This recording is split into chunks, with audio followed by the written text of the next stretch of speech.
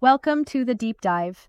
Today, we're tackling a hot topic in Singapore's property market, deciding between a brand new launch property and a well-established resale unit. Absolutely. It's a super interesting debate that goes way beyond just aesthetics. We're talking finances, lifestyle, and even long-term wealth. Right, it's not just about the shiny new features you see in brochures, you know? We're digging into the nitty-gritty details, the hidden truths behind each option.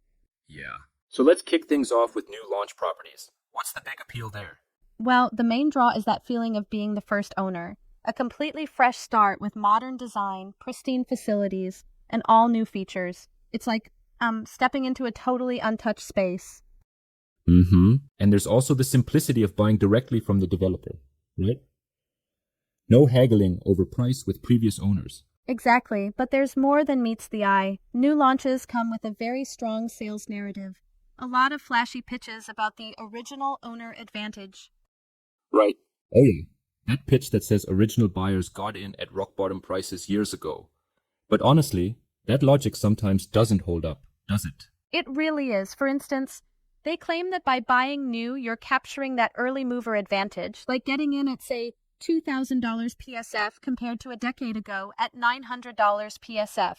But many resale units have bounced hands several times, so the current owners might have purchased at higher rates, making the advantage a bit, well, diluted. Yeah, exactly. Then there's that guaranteed appreciation pitch, right? The idea that if you buy early, your property's value will just explode once construction is done. Right, and that's linked to land price trends and government policies like the GLS program. But take recent examples. The Zion Road GLS tender was awarded well below analysts' expectations. So the so-called guarantee, it's definitely not True. cemented in stone. And then we have the progressive payment scheme. Sounds like a dream. You only pay for the construction stages and save on interest. But there's a catch. Yeah, while you're saving interest costs, you're also deferring potential rental income. Imagine waiting years before you can rent out the property, losing out on, say, $4,000 a month of rental revenue. Exactly. That opportunity cost is huge. It really makes you question if the ease of a launch is worth that delayed return. Totally. And here's where some folks might challenge the narrative. If you're getting such attractive payment terms, shouldn't that compensate for the lost rental income? But then, market cycles and interest changes complicate everything. Right, it's a pretty nuanced balance. All right, so switching gears. What about resale properties? There's a lot of buzz around them too. Resale units often get a bad rap for having outdated layouts, the so-called inefficient layout myth. But it's all Yep. subjective. Exactly. Some people love traditional features, enclosed kitchens, charming corridors, while new launches might have odd extras like oversized planter boxes or aircon ledges that don't really add usable space. And here's a big plus. With resale, you can move in or rent it out almost immediately. There's no waiting period for construction to finish, so you start saving on rent or generating income right away. That's a significant point. True. But you might be thinking, what about renovation costs? Many assume resale means hefty expenses to modernize the unit. That's a common misconception. Renovation costs vary greatly. It's about the unit's condition, your design taste, and how extensive the changes are. For example, a 4-room HDB renovation might run around 45K LA to 50K, while a condo might push to 50K, 65K because of stricter rules. Right. It's all relative then. And when you consider resale renovations, you deal with factors like size, layout hacking, structural systems, and even appliance upgrades. Exactly, and sometimes the cost difference isn't as drastic as many believe. Plus, resales give you more time savings. Moving in sooner means avoiding additional rental costs. Yeah, absolutely. Now, what about overall performance? There was a study showing that resale condos actually outperformed new launches in terms of capital gains over 5 years. Right, one study noted a 91% capital gain for resale units compared to 89.8% for new launches, almost identical. It really underscores that the decision shouldn't just be new versus old, but choosing the right project at the right time and price. So, what's the golden rule here? How does one decide then? That's where the MOAT Framework comes in. It stands for market, outlook, attributes, and timing. This framework pushes buyers to assess location, future infrastructure, unit specifics, and market conditions instead of being swayed by flashy pitches. It really forces you to think beyond the sales talk and to question everything. What if someone says the developer is offering a guaranteed benefit? You now have a tool to challenge that. Exactly. And here's a point where I might respectfully challenge a common notion. Many assume that a new launch inherently means higher appreciation. But as we discussed, market dynamics, developer strategies like lowering prices in later phases, and even government policies all muddy that water quite a bit. Yeah, I see what you mean.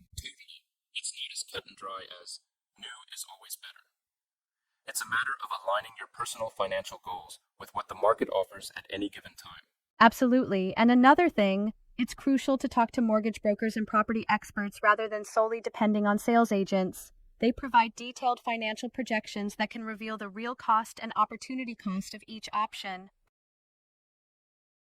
Right, that insight can be a game changer. Now, what about personal preferences? I know some folks lean towards the charm of older properties. How does that play into the equation? Well, much of it is subjective. Some buyers cherish the quirks and proven layouts of resale units. Others crave the modern design and pristine condition of a new launch. The key is that there isn't a one-size-fits-all answer. True. So, in the end, a smart decision really hinges on understanding all these factors and matching them with your own lifestyle and financial goals. Exactly. It's not just a property purchase. It's an investment in your future comfort and wealth. And if you break it down using MOAT, you'll find that the tiniest details can make a big difference in the long run. Yes, indeed. And I love how that approach cuts through the noise. It pushes buyers to do their due diligence instead of blindly following sales narratives. Right? And here's a thought. Imagine if you could see the potential rental income right away with a resale unit versus waiting for construction completion in a new launch. That's a huge financial calculus that many overlook in the excitement of a shiny new property. Absolutely powerful point. Definitely. And the fact remains that even though new launches might seem glamorous, they're built on a narrative that may not always hold under market scrutiny. Totally. So what makes a good property isn't just about being new or old, but whether it fits your specific needs in terms of location, price, timing, and potential growth. It's all about aligning with your personal goals. Yeah, no doubt about that. Before we wrap up, let's hit you with our final thought. In a market overflowing with narratives and well-rehearsed pitches, what overlooked value might you, uncover if you looked with an open mind and a sharp eye? Whether it's in a new show flat or a 30-year-old unit. Well said. So, as you navigate Singapore's ever-evolving property market, remember to challenge assumptions, dig into the details, and never be afraid to ask the tough questions.